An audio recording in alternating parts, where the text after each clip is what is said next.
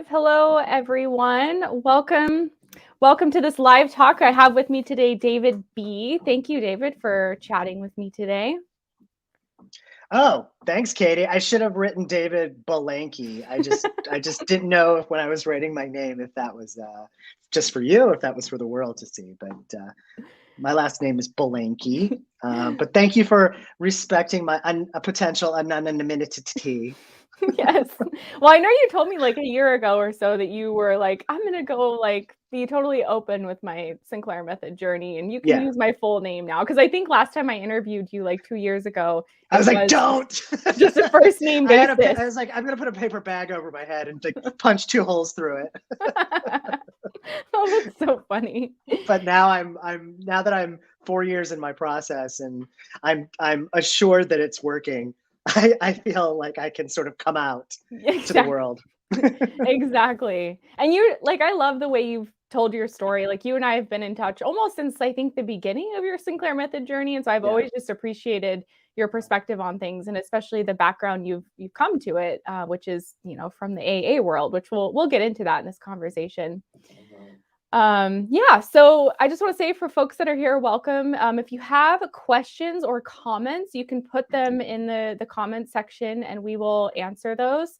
And I'll say that again in just a few minutes as more people are joining as well. But wanted to do a brief intro with David because for folks who may have not seen the other interview I did with him or may not know who he is. So David, why don't you just take a minute to kind of give, a couple minute intro of you and your history with AUD and then what brought you to TSM?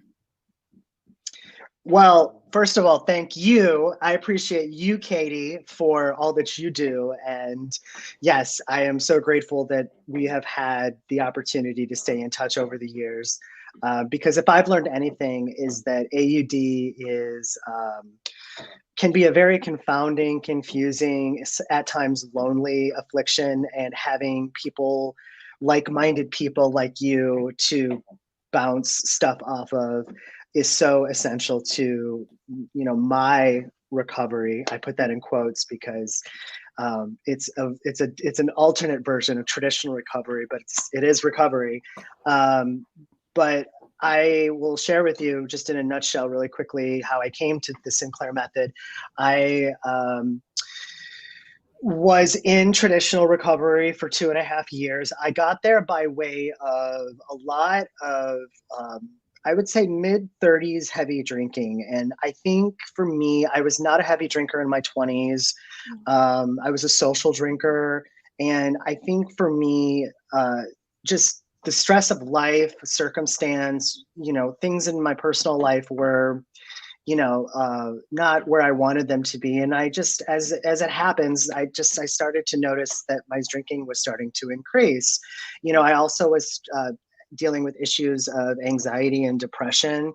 And so I went to a doctor, and he was like, well, we can help you with this. And I just want to make sure you're not drinking too much. And of course, when we're always in denial about how much we're drinking in the beginning, I think. And I was just like, no, I hardly drink. And then he was like, well, here's some pills. And I started taking, these pills, which were for very anxiety effective. Or depression, or for both, actually. Okay. Yeah, mostly for depression, but a lot of these SSRIs do sort of manage both too. It's kind of a twofold diagnosis. It's so bizarre, but for me, they were sort of intertwined together. And I found the medication to be very effective, but what I started to notice that I was having a lot more panic attacks than I normally had before.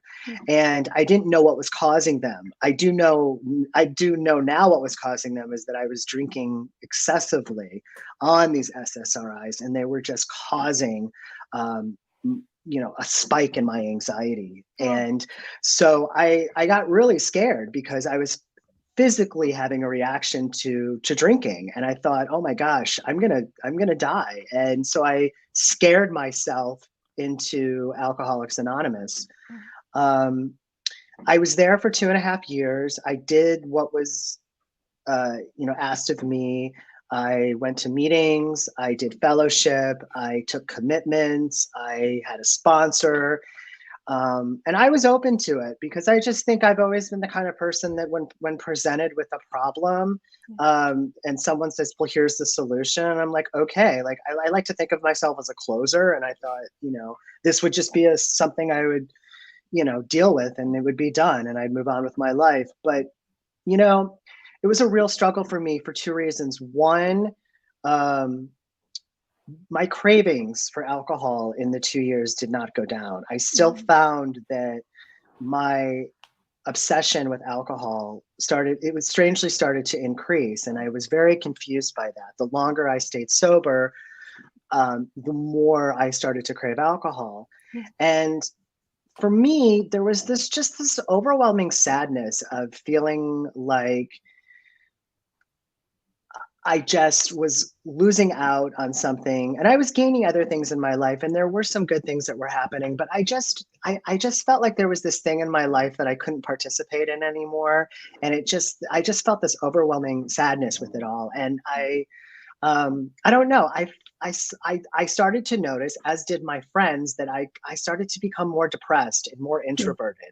And this amazing institution, which I've seen help so many people, and I still believe in AA, by the way, because I do have a lot of friends who are still in traditional recovery, and they love it, and I'm happy for them. And the friends that I have are happy for me now, but it just wasn't working for me.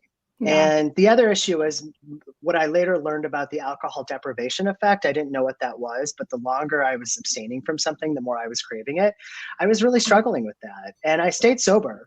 But then, I just was like, I'm not happy, and I've got to find something else, and that was a really really scary place to be, because, when you're stuck in something and you're told this is the way to do it, and it's not working for you, where do you go? And the shame and the guilt that you put on yourself is just incredible. And, fortunately, I have like a really supportive family, and, they weren't aware that I was struggling with alcohol, but when I told them about it, they were really supportive about it.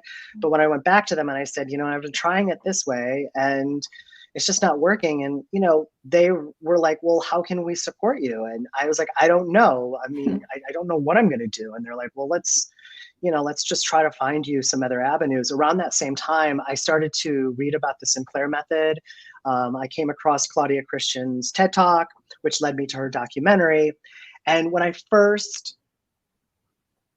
opened my mind to it, I was like, this makes sense theoretically and logically and scientifically, but it just goes against everything I ever heard about alcohol use disorder. This can't be real, And then when I would talk to my sober friends about it, they were like, well, you just want to drink. And I'm like, yeah, that's why we're here. I was like, we have a shared sort of history. We're not here because, we both like knitting. And, I was just like, help me out here. Like, and, I think, but I was being perfectly honest. Like, my cravings were still there, and I wasn't seeing a decrease. And I was really concerned about that. So, I talked to my folks about it, and they were like, well, why don't we have you do this in conjunction with an addiction specialist, because, doing it on your own sounds really frightening. And maybe, we can find someone to help you on your new journey. And so I did. I found a really great addiction specialist in Los Angeles, where I live, and he was aware of TSM, and he had agreed that he had saw patients with great success with it. And he said, let's give it a shot.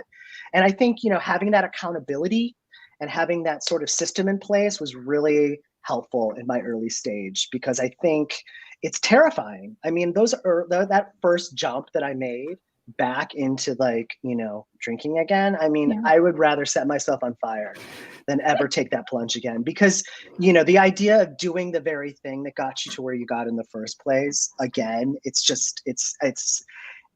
terrifying, but it worked. And I started to notice right away that I drank differently on Naltrexone. And then, after a month, there was this weird sort of like, oh my, like my brain kind of remembered, even though I was like excited that TSM was working, my brain was like, yeah, we're drinking again, let's party.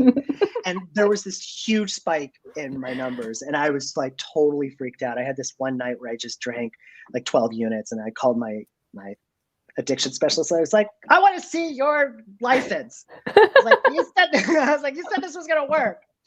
And he was just like, well, look, here's the deal. The brain always remembers the way you used to drink and how you used to drink. And how long did it take you to become a problem drinker? And I was like, probably 15 years. It's going to take a little more than a month to sort this out. Let's not, call in the fire trucks yet. Let's just stay steady, be compliant, and we'll just moderate your unit numbers. And I think within 6 months, I started to notice like a rapid decline. Wow. In my units. Now, I would say 2 years on TSM, I noticed that my craving for alcohol was starting to dissipate, and I was really starting to see a lack of interest in alcohol at all, as opposed to when I was in traditional recovery. And you said 2 years on TSM, so it's like it wasn't like TSM. a few months and you're seeing it. Took you time to get to that place. Yeah, absolutely. Okay. No, it wasn't immediate. And I did immediately feel the effect of naltrexone in my system in terms of feeling that sort of that lack of euphoria with alcohol. I mean, that was really apparent early on. But the brain is a tricky thing. It kind of wants to sort of get you back to where you were, and it remembers, it has a really good memory. And so it will try to trick you into sort of drinking like you used to. But naltrexone is a powerful drug too. And over time, once the brain isn't getting what it used to get, it's going to start to realize this isn't giving me what it used to. And over time, my actual craving for it started to dissipate. I would say probably after 2 years, it was another year before the sort of lifestyle of not really being a drinker anymore and being cool with that really started to meet up with my new relationship with how I felt about drinking and my craving for it. It was like I felt like a normal person again who could take it or leave it. And I found that I was more often not taking it than wanting to take it. And then I would say I'm coming up on 4 years now, and this year has been a real game changer for me because I don't have the cravings anymore that I used to. I don't think about it. It's not a factor in my life like it used to be. And I totally believe that's because of the medication, and I don't take it for granted. And I know that if I stopped using it when I wanted to imbibe, I've never done it, but I'm convinced that my brain, because I had that experience where I had that immediate dip, when I first started drinking again, I just know that I would go back to that place again. And it's not a risk for me worth taking. So I have been 100% compliant for 4 years. That's amazing. And I know the last time I chatted with you, like you've been 4 years on this method, you mentioned to me with the holidays that you had seen a spike in your drinking just recently. And so I was curious to hear about that because someone might think, oh, you're that long in the method, like, it's going to be really easy just to have one drink and not anymore. But what was that like for you over the holidays to see your drinking go up, and how did your drinking go up? Well, full disclosure, the spike was a low spike, but a spike for me nonetheless. I started to notice that on average, I was drinking maybe like once a week, sometimes twice a week. And during the holidays, I was noticing that my drink units were increasing to where I would have just one drink. I was sometimes having 2 drinks or 3 drinks. And, I think it was probably like around mid-December, I was like, I'm fine, but I'm just noticing I'm drinking more. Like what's going on? And so I checked in with myself and looked at my drink units, and also spoke to my therapist, and he was just like, well, what's going on in your life? What's going on in your life, and what isn't going on in your life? Like, where are you with your recovery? And I'm like, well, because TSM works, I haven't really been sort of paying much attention to it. And he was like, okay, so you have been recovered, or you have been a place of like, I'm fully recovered now, so moving on. So you're not being conscious of your drink units. And I was like, yeah. He was like, totally. He was like, okay. He was like, what else is going on? I'm like, well, there's there's Omicron, there's the holidays, there's, social unrest.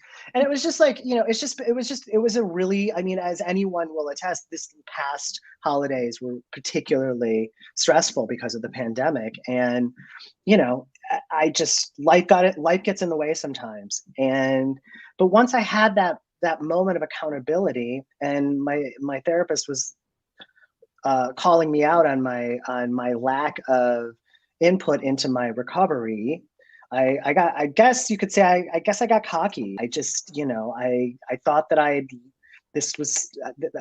was done with this. And I kind of went back to my early TSM days where I had like my drink logs, and I was just doing recovery work. And I noticed as soon as I started that, it was immediate. Like the checking in part, the numbers just went right back to where my usual numbers were. So, Yeah. And I think I'm sorry, go ahead. No, it's just gonna, like, that's such an important thing, no matter where you're at on TSM, because if someone's 2 months in and they're not really doing that extra work, and I see people all the time where their drinking's going up or they're feeling like, oh, it's not working for me, but there's so much more to the story. Even you with 4 years experience, and yeah, it wasn't a drastic increase over the holidays, but because you just weren't paying attention to it anymore, it can easily go up. So that makes sense. I never want to lose sight of the fact that I have alcohol use disorder. And, I kind of compare it to a person who has diabetes that has to take insulin for the rest of their life.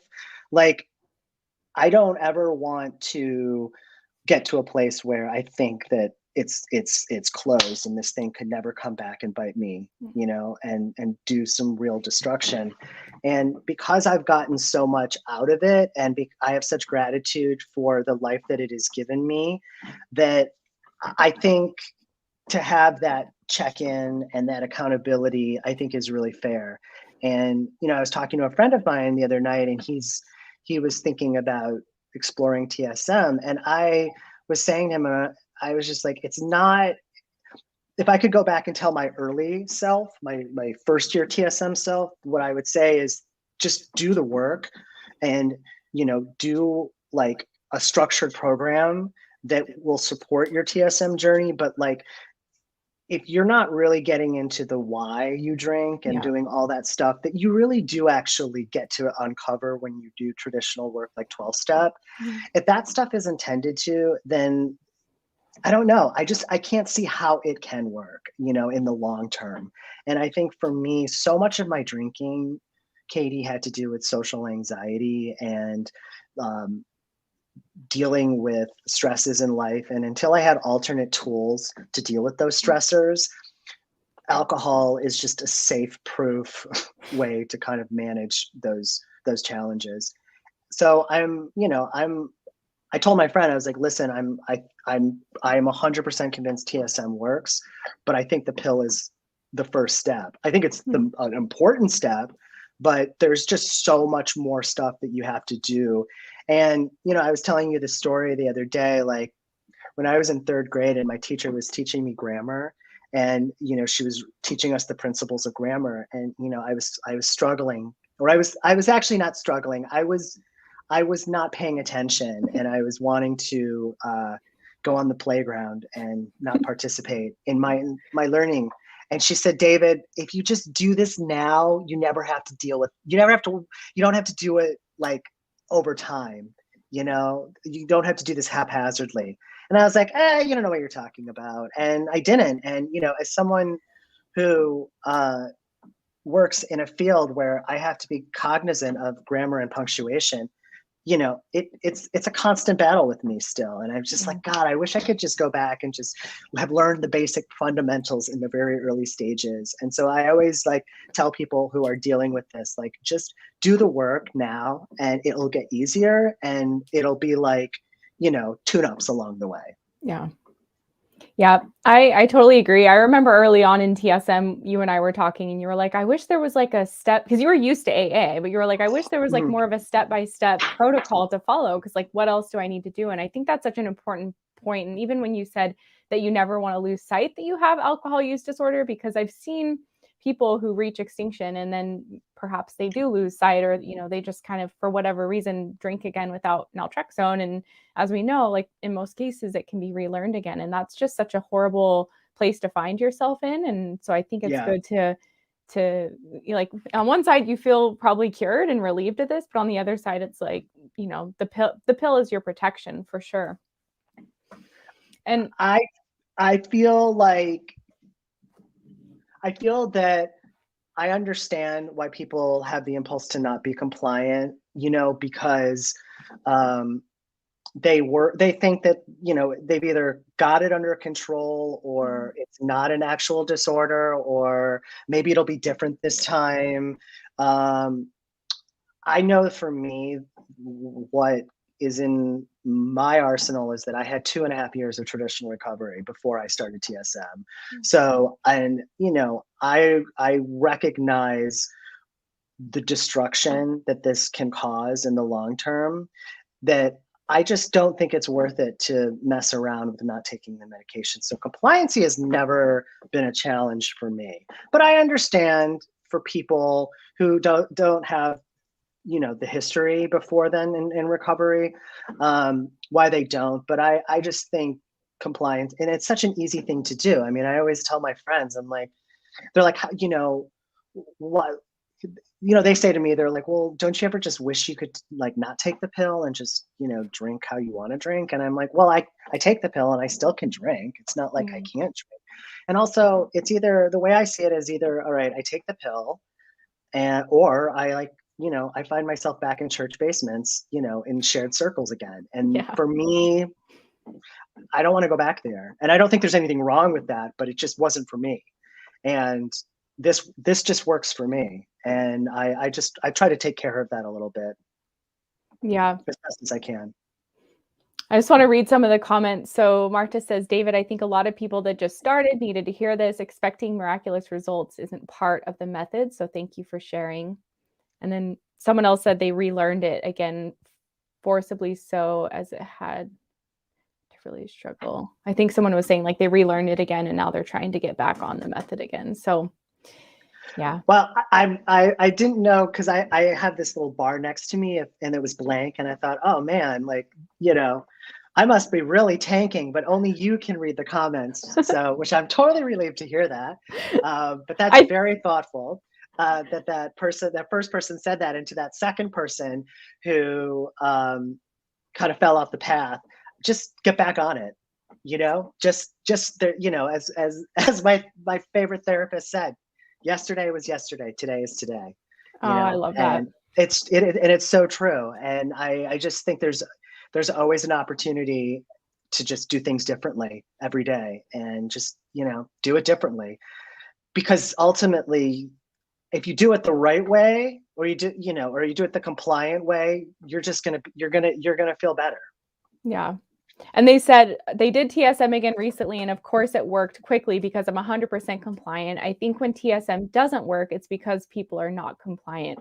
I think that's true for sure, but I think there are other reasons as well. And I think you've spoken to that, David, with your behavioral kind of side of it, where you were like seeing progress, but you were also, in my words, I recall you feeling kind of stuck, like, okay, well, what do I do from here? So I wondered if you wanted to speak to that, like, being at that phase in TSM where the pill is working, but there's like more that you needed to do.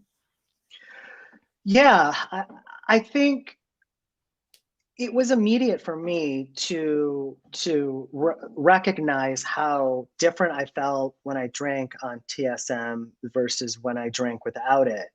But it didn't take away, or it didn't fix the like I said earlier, the why I drank, and I think that is an important part of the recovery. And I think for me anyway, there's just like, I don't know. I truly believe this is true. And I, just because I've been around recovery for a long time now, I think people who have AUD, or people who deal with addiction, whatever you want to call it, our people, our tribe, we're just hardwired differently. We feel things so much bigger, it seems. And how would we not have problems with alcohol? How would we, it's like you don't do drugs or drink to feel terrible. You do it to drink to feel better. I mean, it's just an obvious response to, dealing with that, looking for that thing to fix that thing that's missing inside you. Yeah. And I say, if you don't understand what I'm saying, then you're probably not an addict. But if you do understand what I'm saying, which is that restlessness, that feeling of just wanting to quiet your mind and, make all of your anxiety go away. I think as humans, we're just looking for immediate satisfaction or immediate gratification. And until we can find other ways to offset those issues, I think, you're going to drink differently on TSM, undoubtedly, but I don't know if you're really I think you're doing yourself a disservice by not really embracing, the work that's out there. And because of people like you, Katie, and other organizations, there's actually now work. I think in the beginning of TSM, it was all about the medication. And I think there was one book, there was Claudia's biography, and it was like, good luck. But I am so grateful that, with what you're doing with your organization, it's like you're kind of like phase 2 almost. Well, you're phase 1 and 2, but like really you're there to sort of support people on their recovery journey, which I think is absolutely important. And I believe in that work. And, there was this, I have to say, when I left AA, I didn't know I made the right decision until about 10 minutes ago, but it took me a while it really did take me a while to reconcile with my decision. But I know that I made the right decision. But I will say I did miss the fellowship. I did miss the community, and I did miss the accountability. I didn't realize as humans we need that. And I was really wanting to get back to that again, because I feel like that just was so helpful for me. I've discussed this with Claudia many times. I happen to have a different view. I don't think that I would feel comfortable going back to AA on TSM. And this is my thing.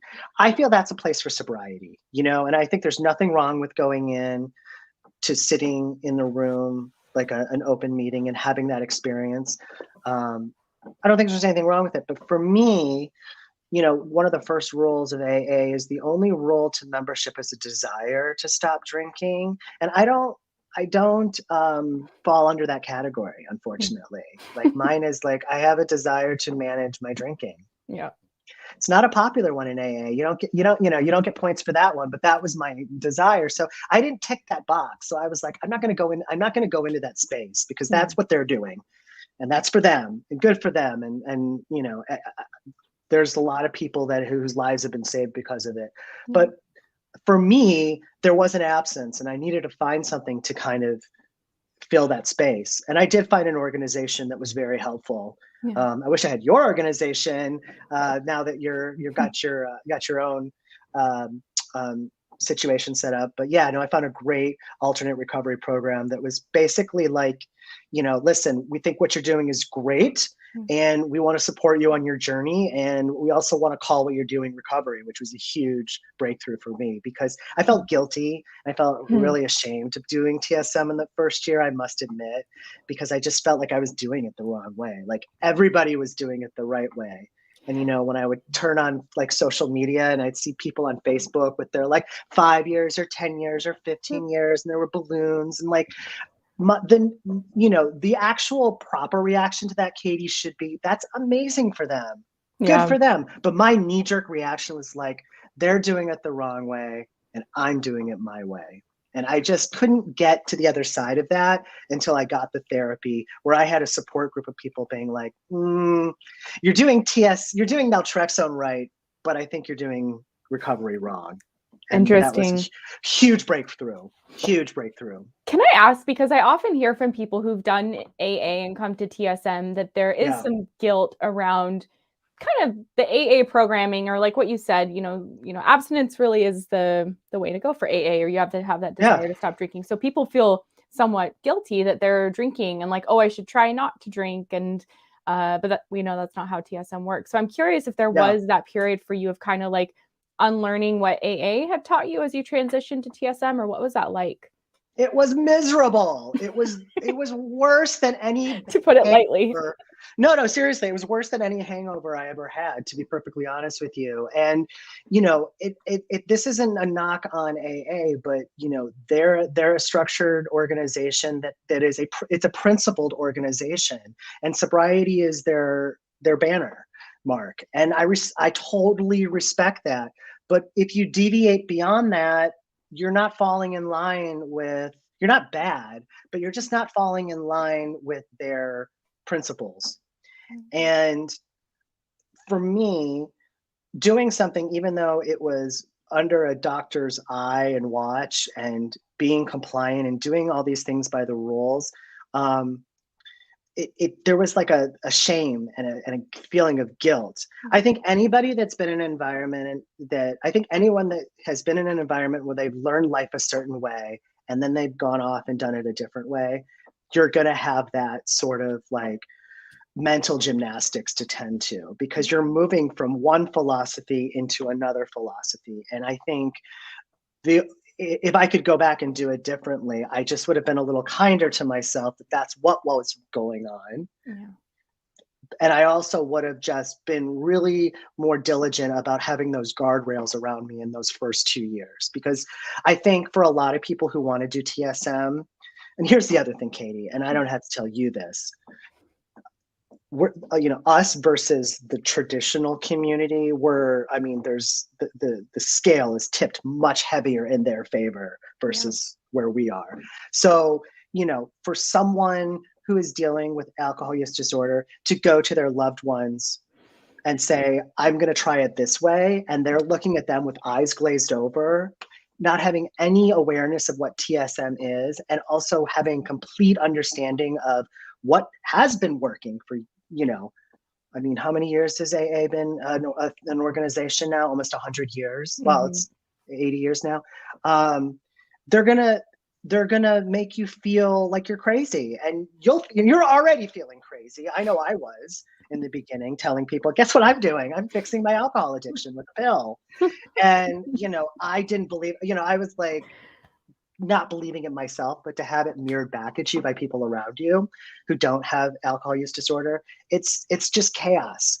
It's such chaos. And I say to people, why don't you take advantage of the tools that are available to you to sort of help kind of get you through those, first of all, the onboarding of Naltrexone, the integration of TSM into your life, and, lead by example. I'm not saying people shouldn't disclose what they're doing, but I think it's important to sort of have strength and self-esteem and be able to be like, this is what I'm doing. I feel confident about it. It's working, and have those examples to give to the people around us, as opposed to just sort of like putting yourself out there with just so much vulnerability. It's a lot to ask of ourselves. Yeah. Absolutely. Did I answer your question? I don't know.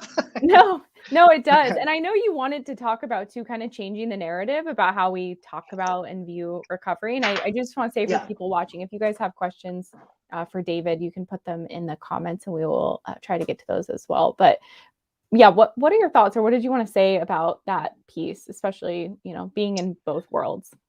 Yeah, well, I think because traditional recovery, i.e., AA, is the gold standard in recovery still.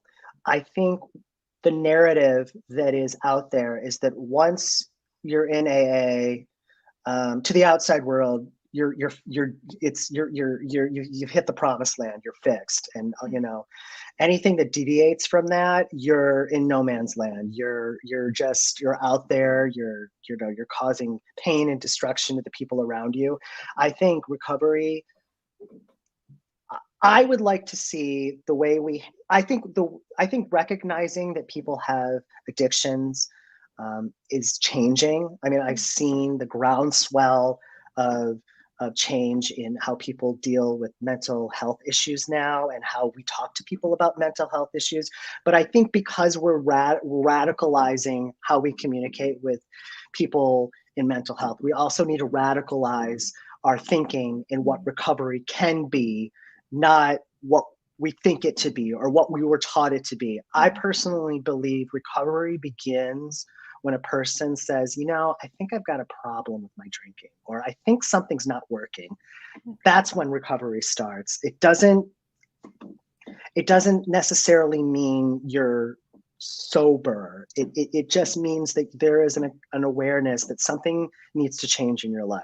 Yeah. And I would like to see a change in that, because I think what keeps people in their cups or dealing with alcohol use disorder before they actually find a method that's working, what keeps them, in their cloud of shame is the idea that never again, or I can't touch this, or it's over, or, and I think that scares, I think that it renders people completely paralyzed for way too long.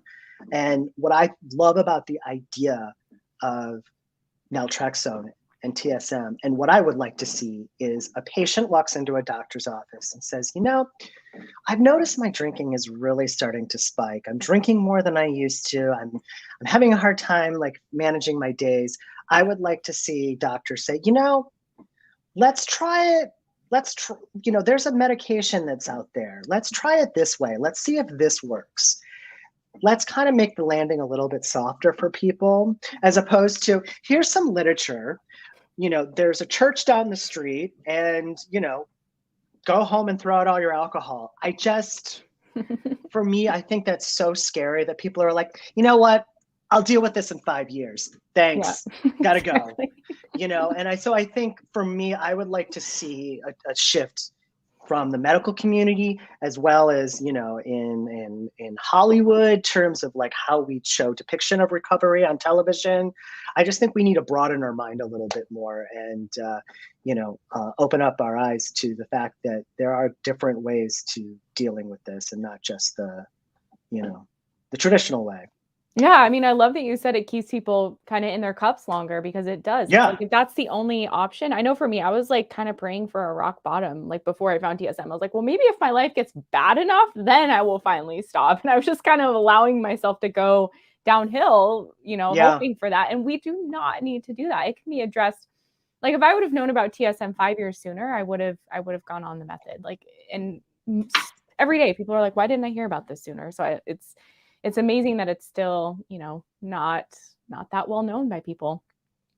I think people who had soft landings like you did, I think are trickier almost to get into any type of recovery work, because it's kind of working. I was like you too, where I hadn't lost my apartment, I hadn't lost my job, I didn't have DUIs. I'm not saying that made me somehow unneeding it. It's not like I didn't need it, but because it was working in a way, it felt elusive, and but I like you, I wish that I could have sort of plugged into it sooner. It would have saved me so much frustration and anxiety. And one thing that worries me that I've seen is people who have years and years and years of recovery, and they reach a place in their life where they're like, I don't know if I was an alcoholic or not. And I think I'm going to try this again. And one thing about TSM that is so great that I love is I know that I've got this thing for life, and so I'm going to be compliant. But the fear of having a long time sober and then trying something again without any kind of Band-Aid or sort of pharmacological support.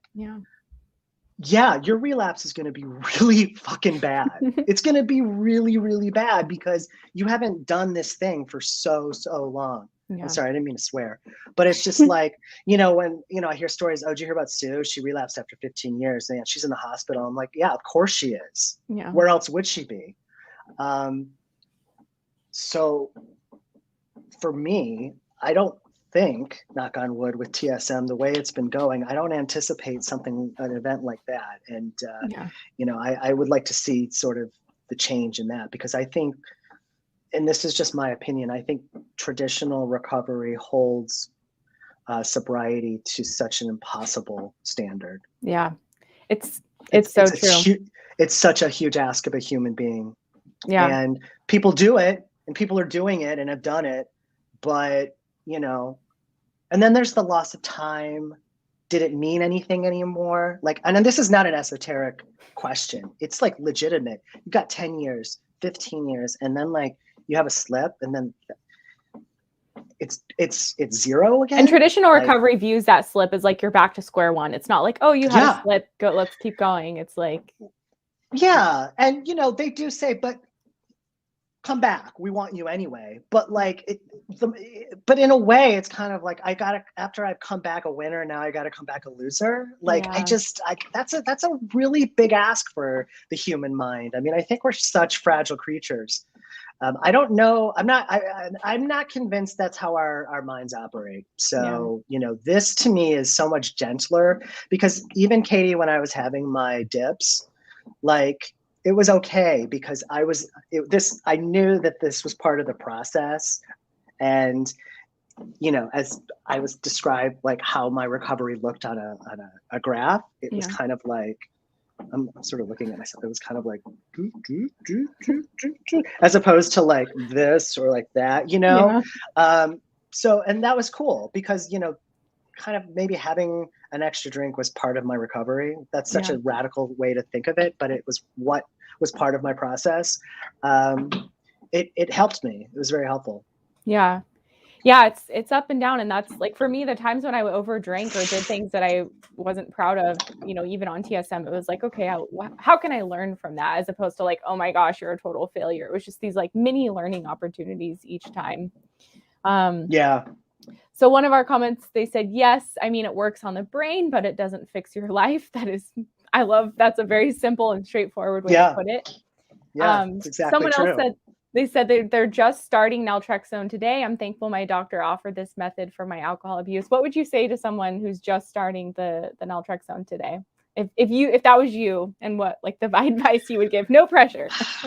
I mean, I would just, you know, I would congratulate myself, and I would say, be patient with yourself, love yourself, take it seriously, be compliant, reach out to anything that supports what you're doing, and build up an infrastructure that's going to support you on your journey, you know, and just be patient with yourself. Rome wasn't built in a day, and you don't learn foreign languages overnight. And, you know, like those things, you know, it just, time is so important to the process. You know, where I am on TSM at year 4 versus where I was at year 1 and 2 and 3, totally different perspective. I mean, people ask me what my drinking looks like today because they want to know, like, and I just say, you know, I could take it or leave it. I have a couple drinks here and there. People are like, well, then why do you even still drink? I'm like, because, you know, after all the step work and all the, you know, all the journaling and everything like that, sometimes just a drink relaxes me, but it's just a drink, you know, and it's always on Naltrexone. And I just, you know, I tell people that what I don't have anymore is the obsession of thinking about not being able to drink anymore. And I don't have the obsession, that voice inside your head when you're drinking, when you're sort of, you know, the committee, I call it the committee. Are you gonna have a second drink?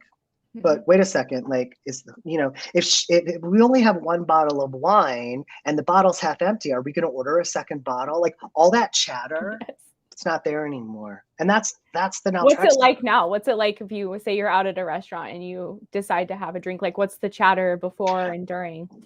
The chatter is not usually about the alcohol. The chatter is usually about how much water I need to drink before I go to bed. Because here's the other deal. I'm in my like mid 40s now, and my body cannot metabolize alcohol like it used to. And my recovery days, like, you know, I mean, I also have a Jewish tummy, so I am like, you know, like I just can't process alcohol like at all. But it's like my days are so important to me now, and I just don't want to lose them. So to answer your question, what am I thinking? I'm thinking, God, I hope like I can drink enough water before I go to bed, because I just don't want to lose sleep, because when you get to be my age, it's like sleep is just so essential. And that's like another beautiful thing about being on TSM and having alcohol use disorder. Like, it's a choice, you know what I mean? It's a choice now, and I can choose to not have it, as opposed to it's never coming back. It's never going to be a part of my life. And I think it's okay to like miss that and talk about that. And honestly, and I wish it wasn't, but it was. My story was, when I was in traditional recovery, there was such a feeling of loss, and there was just such this feeling of like, there's this thing out there that I can just never touch and never do again. And I wonder if I'll ever stop craving this thing. And, no matter how many like chips I got, and no matter how much coffee I brought, or how many donuts that I like, brought to the meet, like that, the basic thing that I wanted was just to not like have this like mental obsession of alcohol. Mm-hmm. And I just don't have it anymore. So I'm really grateful for that. Yeah. Really grateful for that.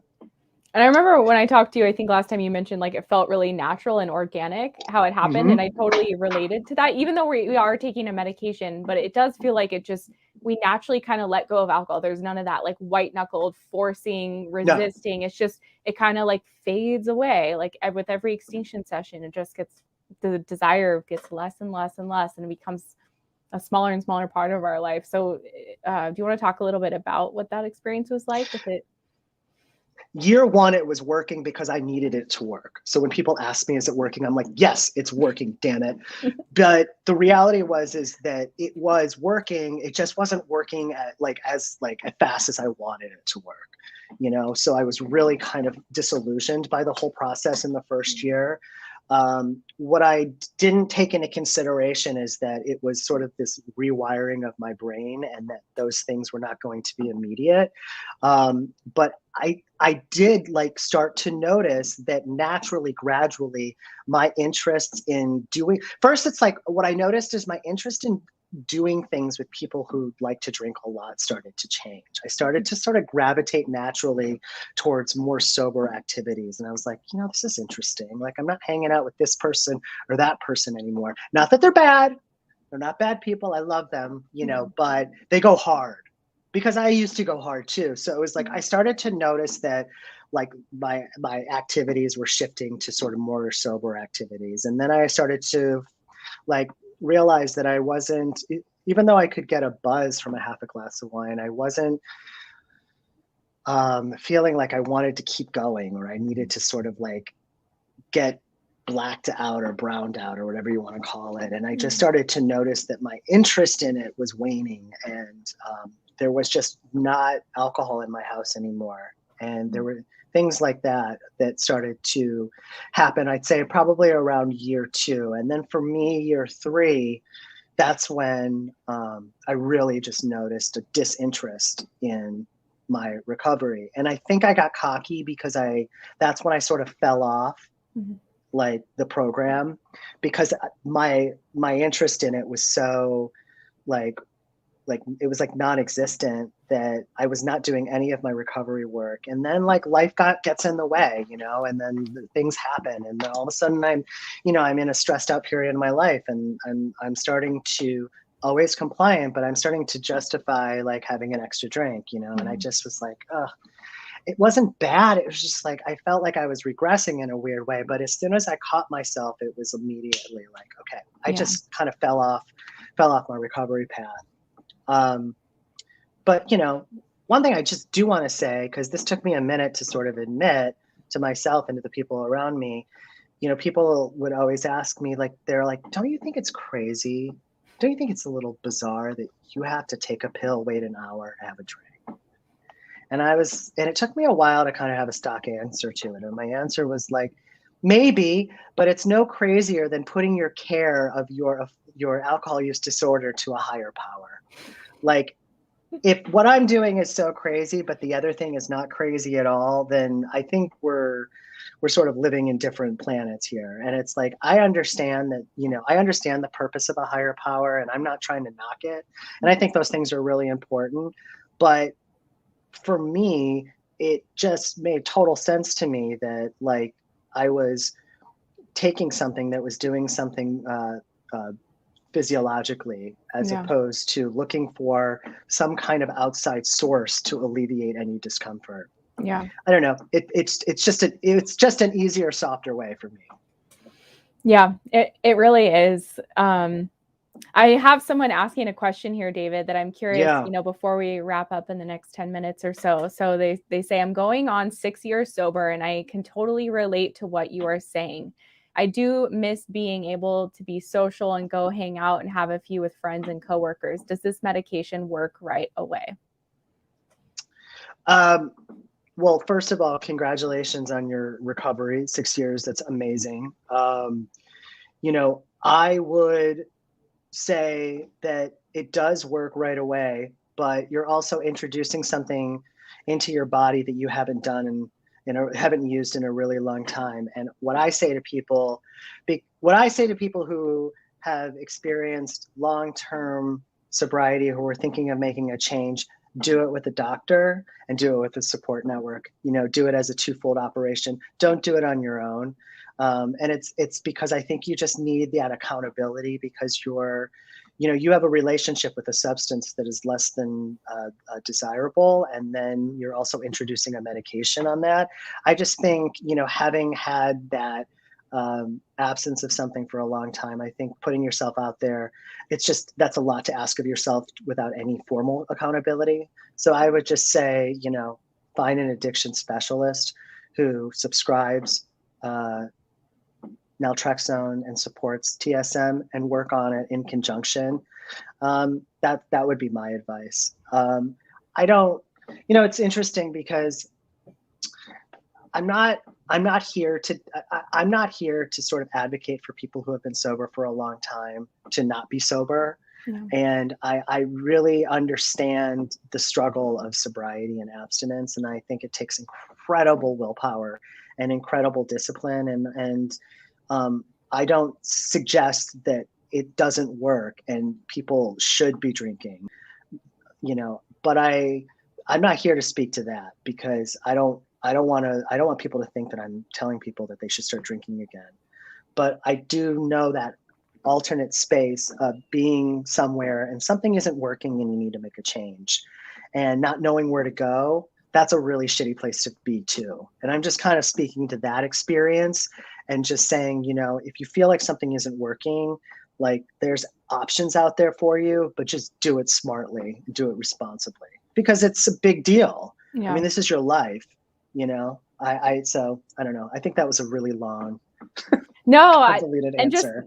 Just to add what you said, I agree with everything you said, to like take it seriously and view it as like, a treatment protocol, because the medication can work and it can be super effective, especially if you are motivated and committed to this process. And 6 years sober, I mean, you've probably really done a lot of inner work and, truly changed your view or perspective on alcohol. Like, yeah, you really have to change your relationship to it. And if you're going to reintroduce it into your life, it's like, okay, am I using it to numb or cope or to get wasted? Or do I want to literally just have 2 drinks with coworkers after work, kind of thing? And so to really think about it, if like that's something that you really do want to do, is it an urge that's like burning in you and, obsession in your mind?